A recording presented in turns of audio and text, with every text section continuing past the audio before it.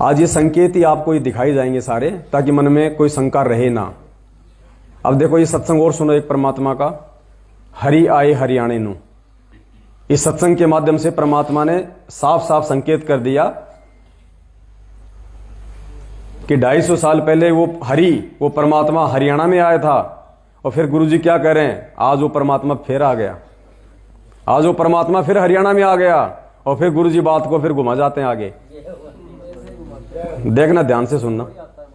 अब क्या बताते हैं कि उत्तर दक्षिण और पूर्व पश्चिम तो फिरता दाने दाने नु, पर मांगता फिरे और भगवान ने ढूंढा है। कहते सर्व कला सतगुर साहेब की, हरि आए हरियाणे नु। परमात्मा गरीबदास जी को आकर मिले थे हरियाणा, जब तक हरियाणा प्रदेश बना भी नहीं था, आज से 200 वर्ष पहले। उस समय गरीबदास जी ने कहा था हरि आए हरियाणे नु। छुडानी गांव है जिला झज्जर के अंदर हरियाणा में। वहाँ खेतों में परमात्मा आए थे कबीर साहब अपने सतलोक से। उस समय की वाणी कहा कि हरि आए हरि, सर्व कला उस सतगुरु साहेब की, पूरा विश्व पूरे ब्रह्मांड उसी परमात्मा की कला है, उसी के द्वारा रचे हुए हैं। वो हरि, वो भगवान इस हरियाणा में प्रकट हुए थे। अब 200 वर्ष पहले बोली हुई वह वाणी, यही अक्षेत्र आज हरियाणा 1966 में हरियाणा बन गया। उसी विषय में कह रहे हैं कि तू कि धक्के खाता अंडा है, भगवान तो हरियाणा में आए थे भाई। और अब फिर हरियाणा में आगे न सोच ले, दास को वो ढंडोरा फिर पिटवा दिया और वह चीज फिर दे दी जो मालिक आप बता के गए थे। बोलो सत्य। मालिक ने स्पष्ट कर दिया कि आज फिर हरियाणा में आ गए। और फिर परमात्मा अपने आप को दास कह के छुपा देते हैं। पुण्यात्माओं, हम लोग थोड़ा सा जो है विचार नहीं करते। गुरुजी हमें बार बार सत्संग में हमारे को क्या बोलते हैं कि आपने इस दास को परमात्मा मानना पड़ेगा, बोलते हैं ना गुरुजी। और जब तक आप इस दास को परमात्मा नहीं मानोगे, आपका वो काम नहीं बनेगा। ये बातें कौन बोल सकता है? अगर वे कोई सामान्य व्यक्ति हैं, कोई सामान्य अगर मानुष हैं, अगर कोई भगत हैं सामान्य, ये बात नहीं बोल सकते कि आपने इस दास को परमात्मा मानना पड़ेगा। आप में से किसी की हिम्मत जो ये कह दे कि आपने मुझ कुंपा रामदास को संत रामपाल जी मानना पड़ेगा, मुझ रामदेव दास को संत रामपाल जी मानना पड़ेगा? कोई बोल सकता है क्या? घरवाली सुबह चाय बंद कर देगी। ये कौन बोल सकता है ये शब्द? जो स्वयं जो कबीर है वो ही ये शब्द बोल सकता है, दूसरा कोई नहीं बोल सकता। तो देखो यहां परमात्मा कितना साफ कर रहे हैं। उसी विषय में कह रहे हैं कि क्योंकि धक्के खाता अंडा है, भगवान तो हरियाणा में आए थे भाई। और अब फिर हरियाणा में आगे नहीं सोच रहे, दास को वो ढंडोरा पे पिटवा दिया और वह चीज फिर दे दी जो मालिक आप बता के गए थे। बोलो सब की जय हो। अपने आत्माओं, हम लोग नित्य नियम पढ़ते हैं और नित्य नियम में 2 वाणी आती हैं परमात्मा की। देखो ये कुछ सामान्य नहीं है। हमें गुरुजी ने क्या बताया कि आपको मैंने कबीर सागर और गरीबदास जी के ग्रंथ साहिब से चुन चुन के ये वाणियां निकाल के दी हैं नित्य नियम में। अब ये नित्य नियम में परमात्मा ने 24,000 वाणियों में से अगर कुछ वाणियां निकाल के दी हैं तो कुछ सामान्य वाणियां नहीं है। हर एक वाणी का गूढ़ रहस्य है, हर एक वाणी में वो तत्व छुपा हुआ है। मालिक क्या कहते हैं कि साहिब से सतगुरु भय और सतगुरु से भय साध, ये तीनों अंग एक हैं, गति कुछ अगम। यानी खुद वो परमात्मा साहिब जो सतलोक में बैठा हुआ है, साहिब से सतगुरु भय, खुद वो परमात्मा यहां पे आके सतगुरु की भूमिका करता है। साहिब से सतगुरु भय और सतगुरु से भय साध, एक नेक भगत का रोल भी वो परमात्मा ही करता है। और धर धर वेख विशाल अंग खेले आदि और अंत। और दूसरी वाणी है साहिब से सतगुरु भय, सतगुरु से भय संत। हाँ, थोड़ा सा दास उल्टा बोल गया। हाँ, वो उल्टी हो गई कड़ी। साहिब से सतगुरु भय, सतगुरु से भय संत, धर धर वेख विशाल अंग, खेल आदि और अंत। और दूसरी वाणी, साहिब से सतगुरु भय, सतगुरु से भय साध, ये तीनों अंग एक ही हैं, गति कुछ अगम।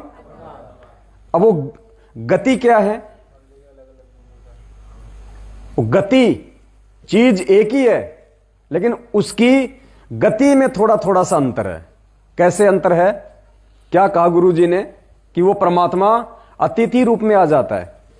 तो 8 सितंबर 1951 के दिन वो परमात्मा अतिथि रूप में आए और परमेश्वर ने एक आम व्यक्ति का जीवन जी के दिखाया, आम नागरिक का। कब तक? 8 सितंबर 1951 से लेके 17 फरवरी 1988 तक, जब गुरुदेव ने स्वामी रामदेवानंद जी महाराज जी से नाम दीक्षा ली लोक दिखावे में, तब तक उन्होंने जो जीवन था 8 सितंबर 1951 से लेके 17 फरवरी 1988 का, वो परमेश्वर ने एक आम व्यक्ति का जीवन जिया। थे वो परमात्मा ही, लेकिन एक आम व्यक्ति की भूमिका में रहे। अब अगर वो आम व्यक्ति की भूमिका में नहीं थे, अगर किसी को यह विश्वास ना हो रहा हो, तो इसके लिए फिर आपको बाबा जय गुरुदेव की भविष्यवाणी सुननी पड़ेगी। अगर वो आम व्यक्ति थे तो बाबा जय गुरुदेव 1920 में 1971 में बाबा जय गुरुदेव ये कभी नहीं कहता कि वो महापुरुष, वो अवतारी शक्ति आज पूरे 20 वर्ष की, और आज अगर उसका पता बता दूं तो पूरी दुनिया उसके पीछे। भाई, आप और हमारे जैसे सामान्य व्यक्ति के पीछे कौन सी दुनिया पड़ जाएगी? और सामान्य व्यक्ति कोई अवतारी शक्ति होता है क्या? और जय गुरुदेव की ये भविष्यवाणी हमारे को सुनाई किसने? खुद गुरु जी ने, अर्थात गुरु जी ने उसकी इस भविष्यवाणी का समर्थन किया है। वो सही है तो ही गुरु जी ने हमें सुनाई है। अगर आम व्यक्ति होते, अगर गुरु जी अगर मां के गर्भ से आते, आप और हमारी तरह अगर एक मानुष होते, तो बाबा जय गुरुदेव 1971 में क्यों भविष्यवाणी करता? 1971 में तो 20 साल के तो थे ना, उन्होंने कोई नाम दीक्षा ली थी, ना उन्होंने कोई गुरु पद प्राप्त किया था। तो जय गुरुदेव उनके विषय में ये बातें क्यों बोल रहे हैं कि वो महापुरुष जन्म ले चुका है, प्रकट हो चुका है। कई जगह उन्होंने प्रकट भी बोला है, और आज ही अगर उसका पता बता दूं तो पूरी दुनिया उसके पीछे पड़ जाएगी। तो कौन है फिर ये परमात्मा? कौन थे जो 8 सितंबर 1951 के दिन आए थे? 8 सितंबर 1951 के दिन तो हजारों बच्चों का जन्म हुआ होगा हिंदुस्तान में, और उन्होंने जो भविष्यवाणी की, एक दिन भी ना इधर ना इधर, पूरे के पूरे 20 साल के कौन है? परमपिता परमेश्वर सतगुरु रामपाल जी भगवान। ये जय गुरुदेव जी की भविष्यवाणी भी सुनो आप।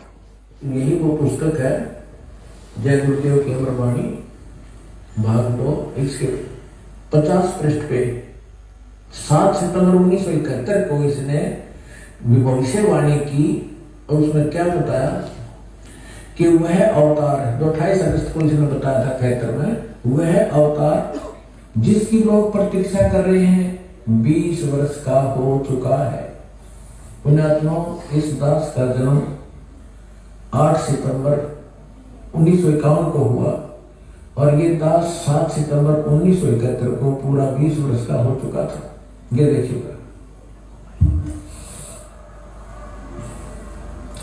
वह अवतार जिसकी लोग प्रतीक्षा कर रहे हैं 20 वर्ष का हो चुका है। यदि उसका पता बता दूं तो लोग पीछे पड़ जाएंगे। अभी ऊपर से आदेश बताने के लिए नहीं हो रहा है। मैं समय का इंतजार कर रहा हूं, और सभी महात्माओं ने समय का इंतजार किया है। समय आते ही सबको सब कुछ मालूम हो जाएगा। ये 7 सितंबर 1971 को उसने भविष्यवाणी की। तो बताओ, यदि संत रामपाल जी यदि कोई सामान्य व्यक्ति होते तो जय गुरुदेव क्या उनके लिए भविष्यवाणी करते? अवतार कहा है, अवतार। अवतार का मतलब क्या होता है? जो ऊपर के लोगों से नीचे अवतरित होता है, जो ऊपर के लोग से नीचे अवतरित होता है, उसको कहते हैं अवतार। तो ये संकेत है कि ये परमात्मा है, ये खुद ये कबीर परमेश्वर है। और 650 साल पहले भाई वो किसने यकीन कर लिया था कि ये कबीर परमात्मा है और ये प्रकट हुआ है? क्या किसी ने यकीन किया था क्या? कोई उनको संत भी नहीं मानता था उनको अच्छे से। ये तो आज गुरुजी ने हमें बताई है ये सारी लीलाएं, तब आज हम कह रहे हैं कि वो कबीर परमात्मा, वो कबीर परमात्मा। वरना उस समय किसी ने उनको माना था क्या परमात्मा?